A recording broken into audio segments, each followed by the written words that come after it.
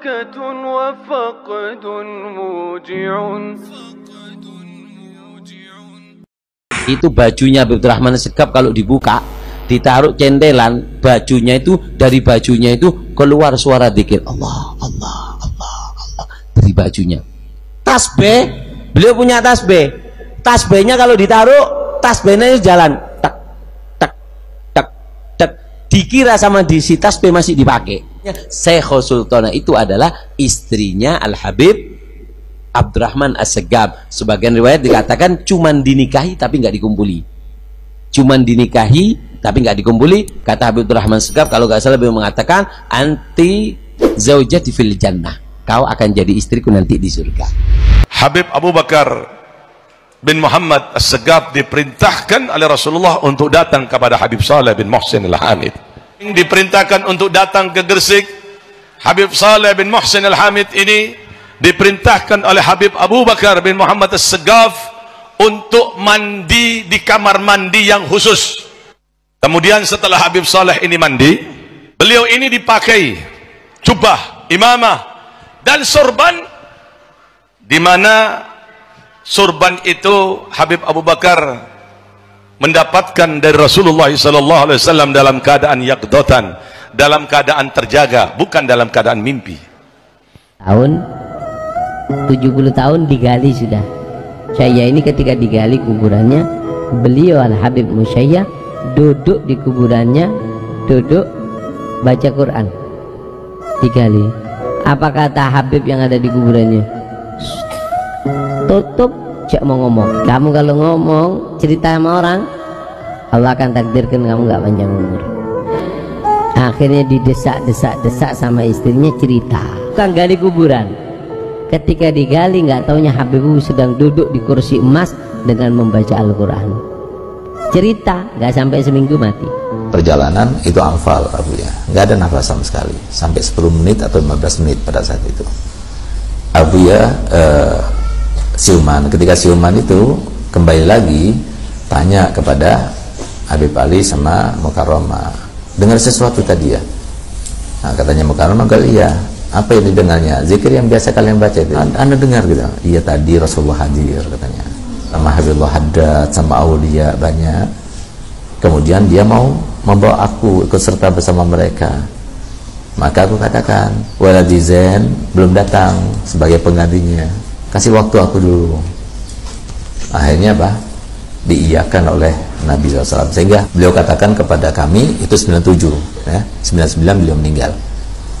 Abi ini hidup dengan umurnya orang, selalu beliau katakan begitu ya. Mungkin ada yang menghibahkan dan sebagainya. Pada saat Habib Saleh ini haji, istri Habib Saleh menerima tawaran untuk rumah Habib Saleh supaya dibangun.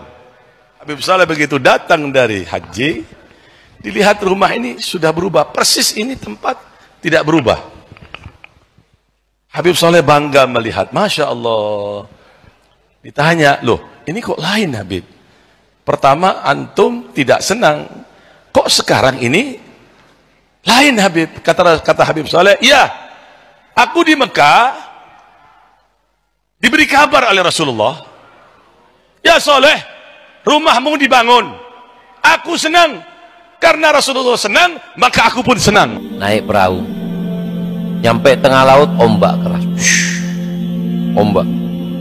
Ketika ombak keras, orang alim mengatakan, uskun, jangan ada ombak, diem. Langsung lautnya itu nggak lagi ombak. Tenang.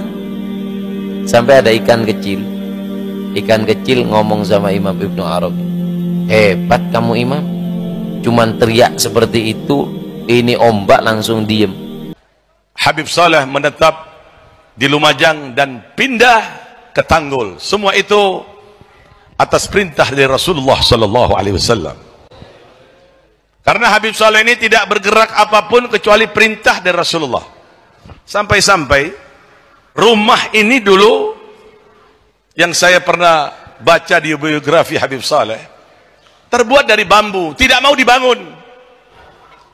Kata Habib Saleh, Rasulullah ini setiap hari datang kepadaku. Yang aku takutkan rumahku bagus, Rasulullah tidak datang lagi. Ikan ini mengatakan bahwasanya kamu mengatakan lautan dari ilmu.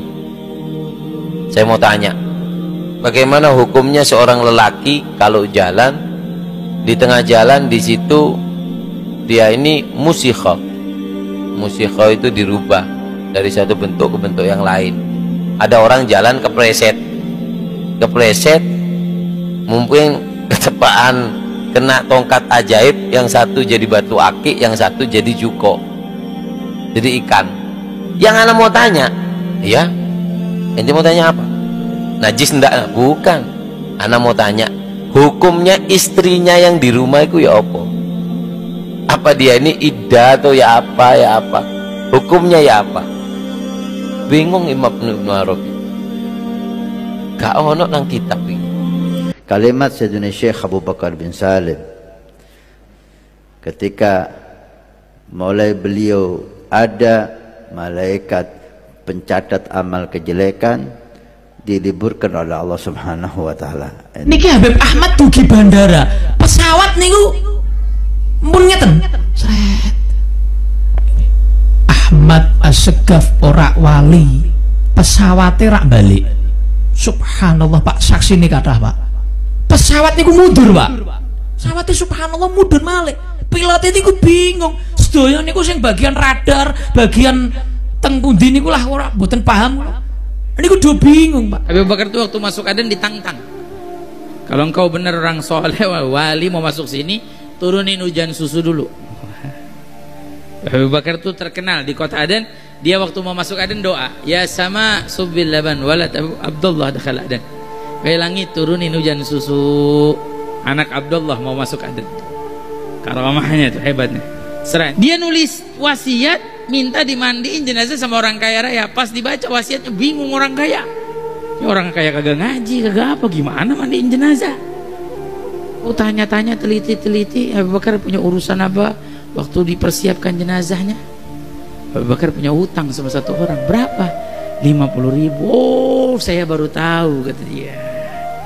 Jadi makna dari wasiat Abu Bakar mandiin jenazah bukan mandiin jenazah secara nampak, tapi mandiin jenazah, mandiin utangnya, bayarin. Muhammad Mauladawi mengatakan, wahai anak-anakku, aku kepingin tahu sudah nyampe mana kamu itu. Coba ayo, coba terbang satu-satu. Disuruh terbang satu-satu. Terbang satu-satu. Bagus. Tinggal yang paling kecil kalau nggak salah lah Habib Abdurrahman Segaf.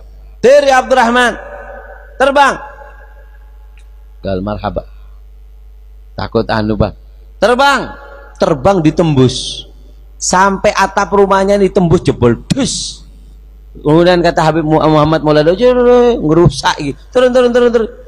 Tapi ya nggak ngomong rusak ngono, enggak, tambahan dari saya. Dus ditembus, kemudian turun cukup yuk, ngerusak atap kamu ini.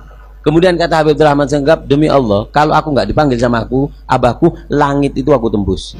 Dulu ada seseorang masuk ke kota Tarim, wali. Masuk ke kota Tarim, yang wali, subhanallah, Allah berikan keagungan daripada karomah mereka sampai memberhentikan matahari. Matahari itu dibuat berhenti, agak lama asarnya. Kemudian ada perempuan kota Tarim keluar dari jendela yang mengatakan, Galia fulan, fakka syams, lepaskan itu yang namanya mataharinya, kita lagi puasa ahli Tarim, nanti kelamaan ini puasanya, lepaskan. Subhanallah, ini wali langsung tahu dilepaskan sehingga subhanallah.